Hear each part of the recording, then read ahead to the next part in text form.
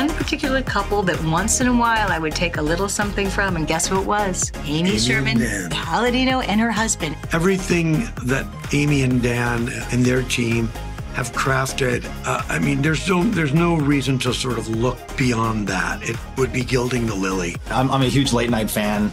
I came up at probably a very inappropriate age, watching a lot of late night television with my folks. Just a dream come true to play this game.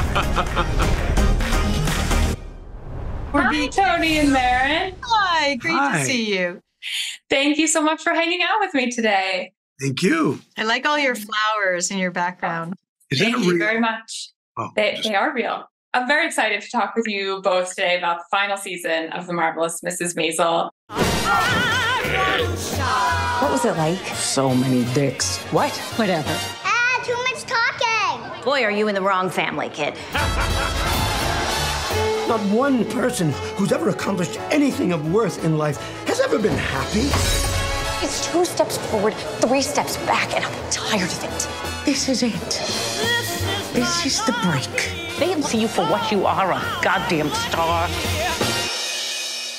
You are one of my favorite TV relationships ever, I think. Thanks. Thank you. A very relatable, kind of almost unhinged look at a marriage that sticks together, no matter what. Did you look to any other couples, real or fictional, as inspiration for your relationship? In this instance, speaking personally, I just lean heavily into the writing. Yeah. Everything that Amy and Dan and their team have crafted, there's no reason to sort of look beyond that. It would be gilding the lily. It is all there so much on the page, and you don't want to mess with it. You don't want to veer. You don't want to help it. You just want to serve it. And it's like the gift that keeps on giving. Yeah, you're so right. There have been many roles I've played, and particularly on stage, where I'd had to really think and dive deep into sort of the work on who they are and what their backstories and all this. But if you kind of overthink it too much, it is like a souffle, and it just kind of goes and blah. And it sort of has to be kept up like this, the comedic and brilliant wit that they have and intelligence. But I'm going to say one particular couple that once in a while I would take a little something from, and guess who it was?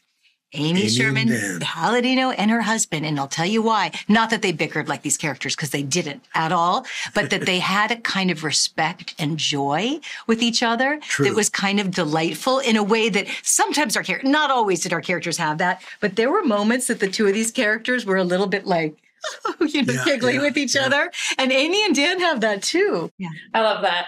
Marin, you've said in interviews in the past that you are drawn to those really strong female women characters, which Rose definitely qualifies. Yeah. What will you miss most about playing her? I love how ballsy she is with her aesthetic kind of vision of self, and how she dons the hats and the incredible coats and the unbelievable, even nail polish. I put, what they did the other day? They made putting fake nails on me for something else. And, I was like, oh my God, I can't even look at my nails. But Rose is constantly delighting in all parts of it, presenting everything. And so I think I'll miss a little bit of that fabulousness. I do really love that in her. She is fabulous. Yeah. Tony, you have played a pretty influential role in my childhood in Spy Kids and Cars, your roles in both. Wow. My favorites. How, with such a diverse range of projects, how do you decide what to sign on for? Kids versus comedy, drama? I guess I tend to look for things that just sort of speak to me in some way or relate to something that I'm handling or dealing with in my own life. But also really just starts with the good material, just good writing. I did Spy Kids because I had young children at the time.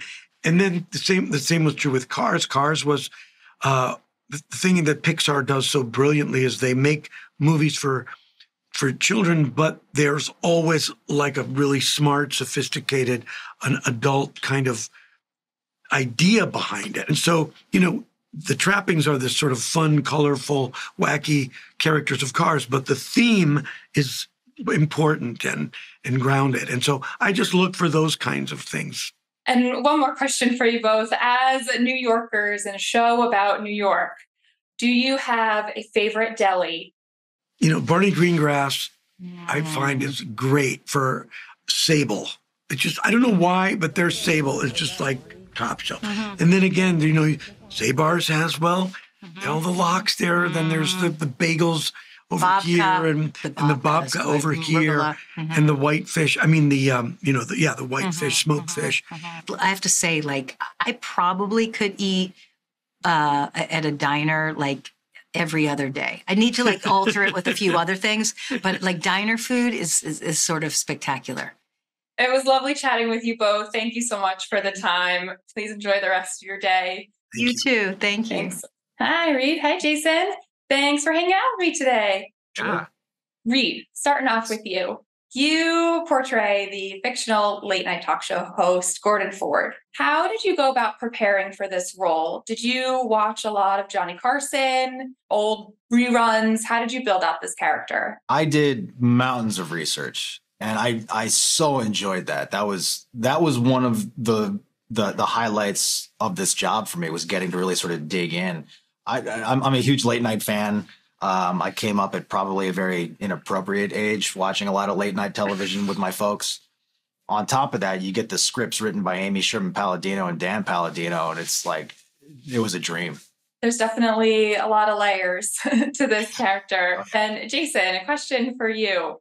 Did you have to go through any sort of hazing? Did the cast put you through the ringer at all? No.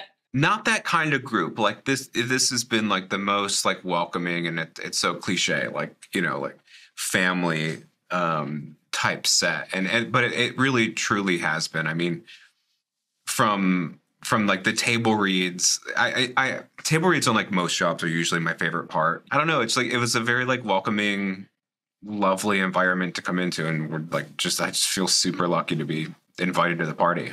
At the end of season 4, obviously, we kind of have Gordon Ford looming. We see a billboard of your face at the end of the season. What can we kind of expect from Gordon Ford in season 5? You get a real peek behind the curtain, you know. Again, you see all the different sides of this guy. He's very complex. He's an ambitious guy. He holds himself to this incredibly high standard.